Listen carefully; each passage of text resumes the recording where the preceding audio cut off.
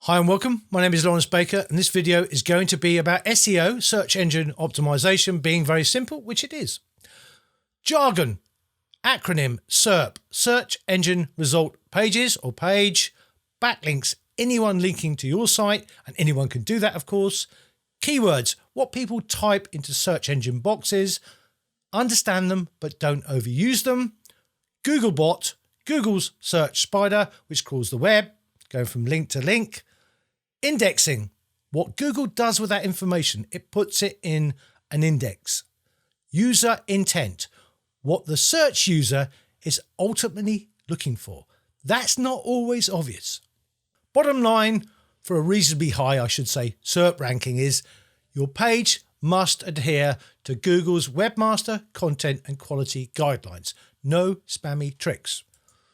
So let's quickly go to those guidelines. But the ones that stand out for me is irrelevant keywords. Here it says repeating the same words or phrases so often that it sounds unnatural. That's what most people do when they're trying to get their page to rank higher in the search engine result pages. They just put lots of keywords in. That is not very good. Things about your site being found by Google and other such things are inside the Webmaster guidelines, and I guarantee you'll get something from it if you read through them. So let's go back to my little PowerPoint presentation. Now, if you're not in Google's index, it could be that you've done something spammy, but it could be they've just not found you. Now, if you've got no backlinks, no one linking to you, Google probably won't find you, especially if you're not using Google Search Console. And I'll come to that in a minute. Some people say they query or crawl the Whois database. So every time there's a new domain name, it gets put on Whois, as it's called, and they find you. I don't think that's true. I don't think Google work like that. I think you either have to have a backlink or you've got Google Search Console, and I will come to Google Search Console later. Or obviously, to show up in the search engine result pages, your page must meet the user intent. Answer the question. Page speed is important as well. On a mobile, your site ideally should load in 2.5 seconds and under, and it should definitely work on a mobile. Some sites, very old sites, might not, but if someone's searching on a mobile and the site you've got doesn't work, or the page you've got doesn't work on mobile and it doesn't load fast, that searcher will not see your page in the search engine result pages. As of 2019, Google have got a thing for search about sites loading fast. HTML, Hypertext markup language, most people know what it is. It comes in two parts. The head, which is hidden to the end user, and the body, which is mainly seen by the end user. So it is important, the head, and I'll show you why in a minute. A page looks like this normally. You've got the declaration of the type of HTML you're using. That's HTML5. Opening HTML tag, ending tag with a backslash, same for the head and body, etc. So in the head of the web page, there's something very important. It's called the title. Now, let me show you where the title shows up. It shows up in the tab there and when you come to bookmark the page. So it uses the title. Now, of course, Google can read this title and it should be descriptive of that page. And it also uses the title mostly in the search engine result pages as well. Also in the head is the meta description. The meta description is a description of the page written by you. It's not absolutely essential, but it helps because it shows up sometimes when Google decide to use it in the search engine result pages. Try and keep the title to under 50 to 60 characters so it won't get truncated in the search results. For the meta description, ideally up to 160 characters as well. So it helps the search engine result pages sort of show up your site. Bottom line, as I said, if you don't have a meta description, Google will just use a portion of your copy to describe your page in the search engine result pages. It's not absolutely essential meta description. It's just good SEO, really. So here's my site showing up with the title from the head of the page and the meta description. I've done this search in a slightly different way and my meta description doesn't show up, but a portion of the text shows up. But it helps the end user see a summary as well of your page. Document outline, you should only use one H1 on the page itself, but inside a section you can have a H1 again, and just make sure you use the headers in the right order and you keep your paragraphs quite short. And where you can, use lists. There's ordered lists which are numbered and the unordered ones which are just bullet points. Use them. Anything that structures data is really important. Now, for me, inside of WordPress, I don't have easy access to section or article. I have to go into the HTML and do it myself. So I don't think they're absolutely important to use. What I'm getting at is you can use a H1 again inside a section, let's say. Document outline is important. Make sure you're using your headers in the right way. You know, you don't have a H1 and a H1 again. So simple page here, body ends there. Article with a section in it, with a H1 in it, but a main H1 there. So, you know, H2, paragraph, H3, then maybe H2 again, etc., etc. Write original copy. Content is king. Do not copy from other sites. Google has said if you copy from other sites, even if you replace some of the words with synonyms, they will still know you've done it. It's not good. It's not nice. Write your copy with the end user in mind. Don't write for the search engine. Don't flood your text with keywords. They all know you've done that. And it's a negative ranking signal. Give your copy a correct document outline, as I just mentioned. Now, if you can, use structured data. Briefly, structured data is this. Let's say you had an apple pie recipe. It would lend itself to being marked up in a certain way so Google could show it better in the search engine result pages. I will show you more later. Check your spelling and grammar. There are no excuses now. There's plenty of ways of spell checking and checking your grammar. I use the Grammarly Chrome extension because I'm on WordPress, and obviously I update live using the browser. So it's a really good free version I use, but I'm thinking about buying the actual premium version. Linking is always good. Internal linking. What I mean by that is if you're writing about something and you get towards the end of the page, you think, well, actually, there's another page I think this reader would be interested in. Put a link in. It really helps Google understand your site, and it helps someone using your site as well. Have external links. That's a good sort of positive ranking signal as far as I'm concerned. It shows that you're reaching out to the world. You're trying to help your reader. Now, backlinks are definitely very contentious. Some SEO experts will buy backlinks and they get crafty, or they get someone on social media to sort of go on about your web page. All these things are spammy, but backlinks are important, but don't get spammy. Don't buy your backlinks. You can buy them quite cheaply, believe it or not. And what people do is they scrape other people's sites and copy it, put it into their own blogs, and then have links to you. Google will know you've done that. It's not worth doing it. But backlinks are important. If the US government is linking to you, that's good. But if your site or page is still rubbish, well, it's still rubbish and Google might not show it. Backlinks are important. In fact, the first algorithm that was ever used on Google was a page ranking algorithm, which basically counted the amount of people linking to you. Obviously, it got abused, and Google still have a form of it. Obviously, they don't tell us too much about it, but backlinks are good. Now, this is the final one. If you've got a gallery page, which most photographers have got, you need some text on that page. Context is always important. Tell Google what this gallery is about. Things like that. Don't have very thin pages. Have a few sentences. Don't just have nothing at all and a gallery and put the word gallery at the top as the header because, yeah, we know it's a gallery. What's it a gallery about? Now, as I said, if no one's linking to you, you probably will get found eventually. No one quite knows the answer to that question.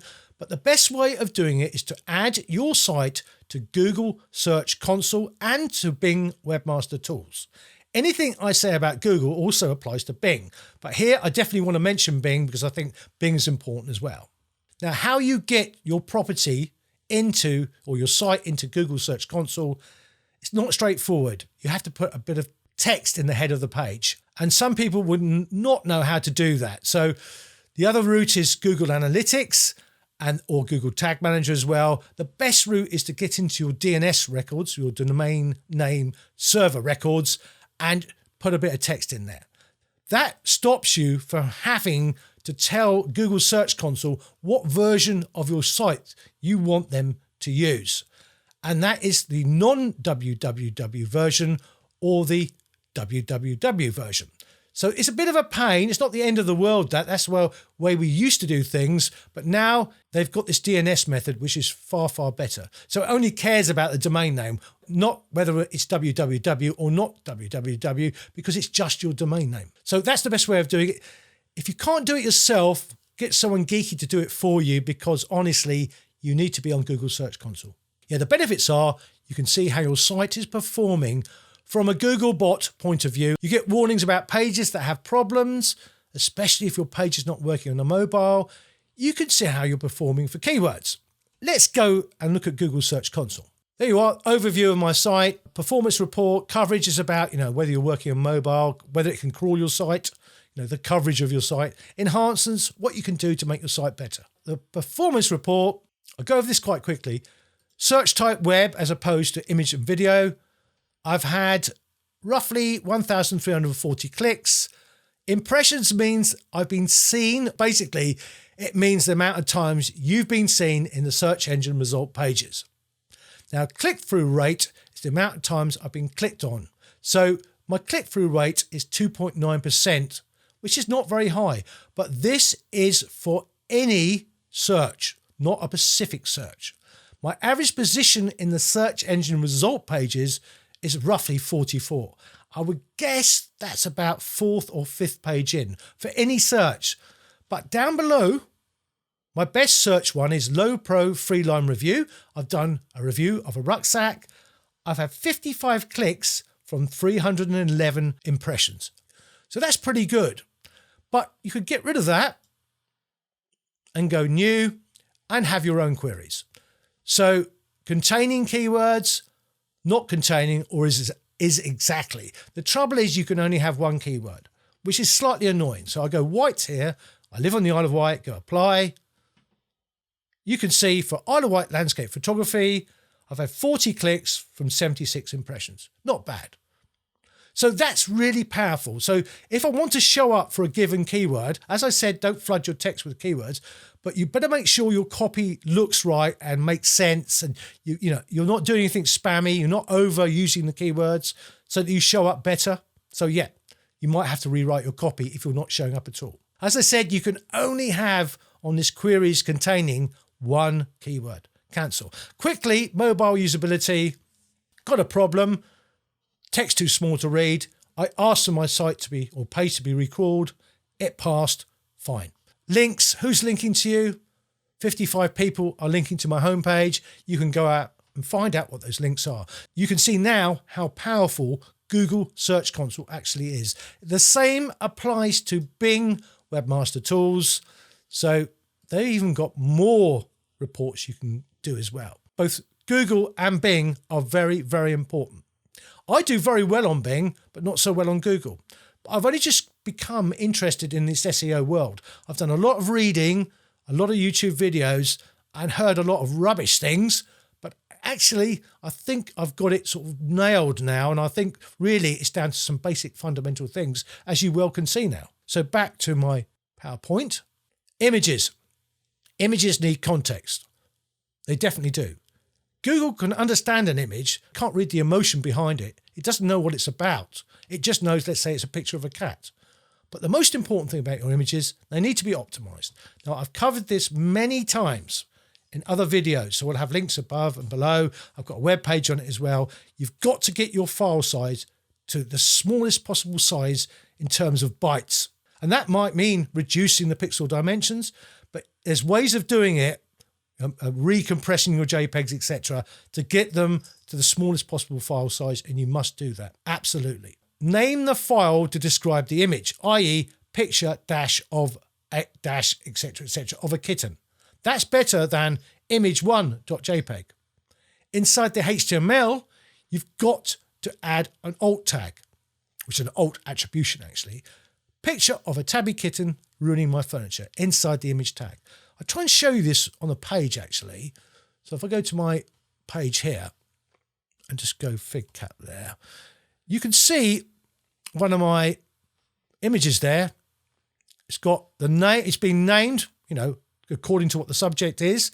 I've got the alt there looking towards the needles from Black Gang Isle of Wight, etc., etc. I've got a fig caption, which is part of a figure tag. I think figure means here comes a picture of some sort, but you can use fig caption, which puts it underneath. You can see it being highlighted underneath that image. So the alt tag's there, the name of the file is there as well. It all helps Google understand your page or site. So that caption there, you have to use figure, and inside the figure tag, use fig caption. How you do it in Wix or Squarespace, I don't know. It's pretty easy for me in WordPress, but I don't want to be web platform specific here. Be secure. Now, what that means is you've got a secure sockets layer. You've got HTTPS instead of just HTTP. So not even all these ISPs you're going through back to the end user can see what's going on. They know you're on a certain page, but they can't see what you're doing in relation to that page. So it is important, and Google see it as something that's quite important, because in Google Chrome browser, they will now warn you in the address bar if a site's not secure. No one's saying it's a positive ranking signal for the search engine result pages, but I think it might be going forward. But no one quite knows if it is now or not, but I just think it's good practice. So go to your hosting provider and ask how much it will cost. It's not cheap sometimes, so, you know, it's a bit of a toss-up whether you should get it. But personally, I've got it now, and I'm not going to go backwards. I'm going to stay with HTTPS. Page loading time, that is something that's a definite positive ranking signal. Definitely. Google say that. They want pages to load in under 2.5 seconds on a mobile device. There's ways of testing your site, and I'll come to them in a minute. There's one called GT Metrics, or you can use a Chrome extension called Lighthouse. Images are the number one reason why pages load slowly. Optimize your images. Link above and below. JavaScript heavy sites can have problems as well, because it can slow down the rendering of the page. And there's a lot going on with that, but I'm basically saying that JavaScript can be used in a negative way to slow down a web page loading speed. It's no secret that Google sees slow loading pages as a negative ranking signal. They definitely do. Structured data, as I said, it's a way of marking up data. If it's a certain thing, let's say it's a recipe or a film review, there's no guarantee that Google will use structured data, your structured data, but often they will. So there's no guarantee, but I think it's good practice. Let's go and show you it in action here. Now, this Black Forest Gâteau recipe, this here, I'm pretty sure is structured data. Now, I'll go and query with developer mode here. Command F. I put in schema, because that's how it'd be marked up. And you can see there, it's saying it's a schema results page. So there you are, that's Google itself. If I go on the link here, go schema again, press return, you can see it's being used. Now, how you mark it up is beyond this video, but go to schema.org and it will tell you what you can mark up. Sitemaps are just XML files, extensible markup language files, listing the pages on the site. It's not absolutely necessary, but I think it's sort of good practice. If you use Google Search Console, you'll be warned if there's a discrepancy between the sitemap and what's been indexed. So that's important as well. There are many sites out there that you can use to create a sitemap for you, and you have to put it in your root directory of your site as well. Sitemaps are not absolutely essential, but if you've got a large site, then it helps Google understand your site better. And there you are, that's robots.txt. You can sort of stop crawling bots, which are normally search bots like Googlebot, from indexing certain pages. For most of us, we won't need that file. Honestly, don't. I think I've got one on my WordPress site. I think it's got very little in it, really. Testing. GT Metrics, the best from my point of view. Now, you saw me using developer mode earlier on. You can use these methods with developer mode and do an audit of your site. For most of us, this will be the easy way of doing it. So I'm going to use my gallery page here, analyze it. It might take a while. This GT Metrics is very good. It gives you recommendations as well. But here they will tell you what's wrong. And they based it on Google's page speed, and I think it's Yahoo's why slow. We'll come to that in a minute anyway. So I've got a page speed score, which is Google, of 81, and a Yahoo why slow one of 80%, but it warns me, you know, things that are wrong. I can't combine those images into a sprite, and I won't go into sprites now, but it's saying to optimize my images. One of them could be reduced by 32 kilobytes. That's an 8% reduction. I can click on the optimized version, so it doesn't look that bad. Maybe I need to re-optimize that image. So that's what it's all about. Also, Screaming Frog's SEO Spider. Go to Screaming Frog, go to the SEO Spider, download it. Free version, you can have up to 500 URLs. I've used it on my site. it tells you a lot about your site in terms of SEO. You know, what's wrong? If you've got missing H1s, you know, is the title too long? All these things are here. Don't want to dwell on it, but it's a free download and it will do 500 URLs. That's basically pages mainly. Out of all the SEO tools, basically GT metrics and this will give you the fundamentals which are wrong with your site. Or that are wrong with your site, I should say. Most people just call it Screaming Frog, but it's Screaming Frog's SEO Spider. In summary then, make sure you got a descriptive title under 60 characters. Use the meta description, it helps. Don't overuse keywords, write naturally. Optimize your images. Make the file name describe the subject. Use the alt attribute. Use fig caption if you can. Make sure your site works on a mobile and loads in under 2.5 seconds. Register with Google Search Console and Bing Webmaster tools. Try and get backlinks. That's not going to be easy. Create a sitemap. That's it. So guys, for me, SEO is very fundamental. Now, you don't expect to go to number one within a week. Google probably have algorithms about trust in the sense of, have you been around long enough to be an authority on that subject, you know, that someone's searching for? All these things you can't control. But if you're just writing good copy and you're keeping to the Webmaster guidelines, etc., you will get found if you've got good copy for a given search term. That's it, guys. Thanks very much.